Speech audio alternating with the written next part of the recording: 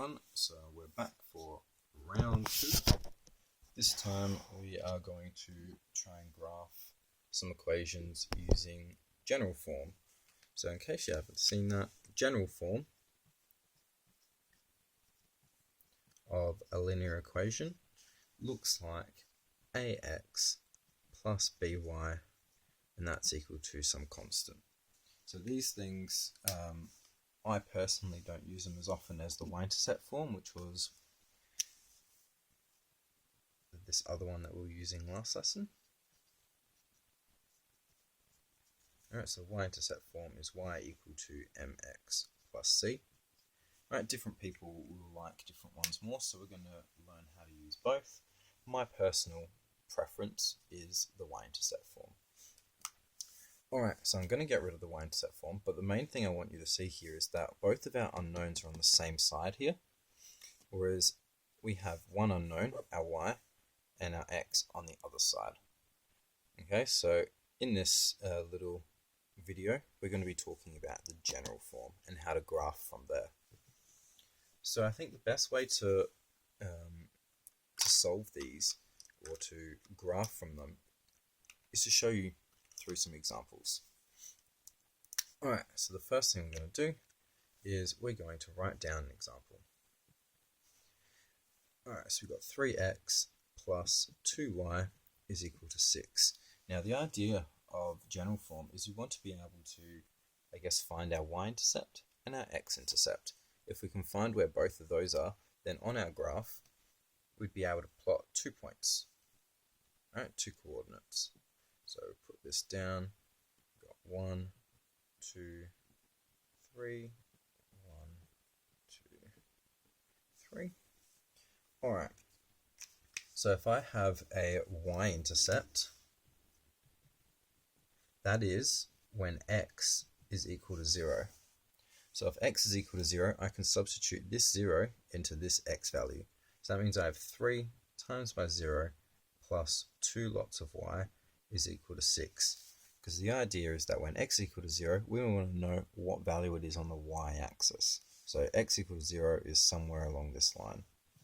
So when x is equal to 0, that means 3 times by 0 plus 2y has to equal 6. Of course, 3 times by 0 is just going to be 0. So that means we're left with 2y is equal to 6. And we can divide both of them by 2. And that means we have y is equal to 3. So the point of this, if we wanted to write down the coordinate, remember we always do our x value first, so 0, and our y value is 3. On our graph, we would put that, 0 is along here, and our y value is 3. So I'll put a little dot there. Now we've only got to find one more, and that's at the x-intercept. So I'm just going to erase this bit now, so that we can do the other part of it. So now we want to find the x-intercept, and that is when, you guessed it, y is equal to 0. So we do the same thing as before, except instead of substituting x equal to 0, we substitute y is equal to 0. So that means we've got 3 lots of x plus 2 times by y, which is 0, and that's equal to 6.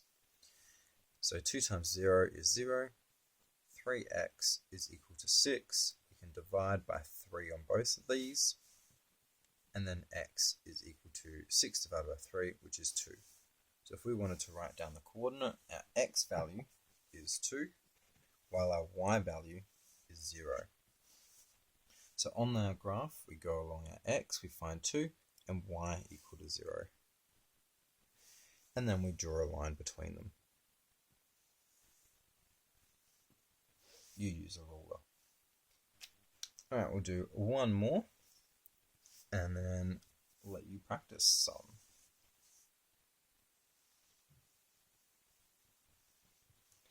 Alright, so the next one we're going to do is going to have a negative or 2. So that might make it a little bit more difficult. So 2x minus y is equal to 4. So this time I'm not going to draw the graph until the end. So we can split it up so that we have x-intercept and our y-intercept. So I'm showing you two different ways of displaying your working. I would like to see one of them whenever you answer a question like this. So for x-intercept, that's when y is equal to 0. So when y is equal to 0, we can go 2 times by x minus y, and our y value is 0, and that is equal to 4. So that means we have 2x equal to 4, because 2x minus 0, that minus 0, nothing is happening with that. 2x equal to 4, divided by 2 on both sides. X is equal to 2, and that means our final x-intercept, we'd write our coordinate 2, lots of x's, and we have 0 in the y-coordinate. Now let's do our y-intercept.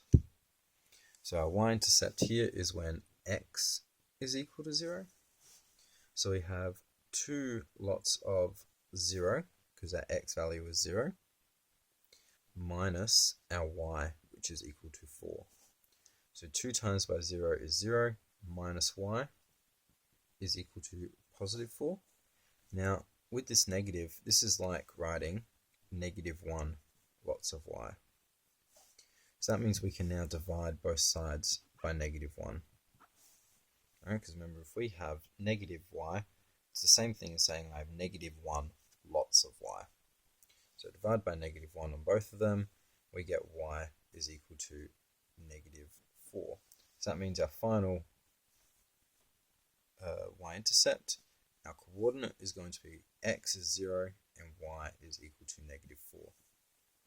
So what I'm going to do is up here I'm just going to write both of them down so I can remember them. So we have 2, 0 and 0, negative 4. I'm going to erase this working bit. Obviously in your book you would keep your working. And just below it you draw up a graph.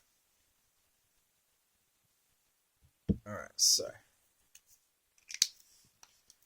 let's draw up our graph. Nice and big. We've got y, x. We go 1, 2, 3, negative 1, negative 2, negative 3, negative 4.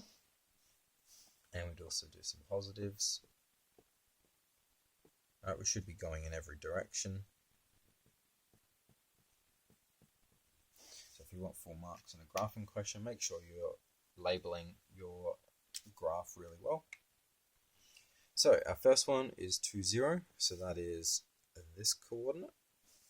And our other one is 0, negative 4, so that is x equal to 0 and negative 4 down here.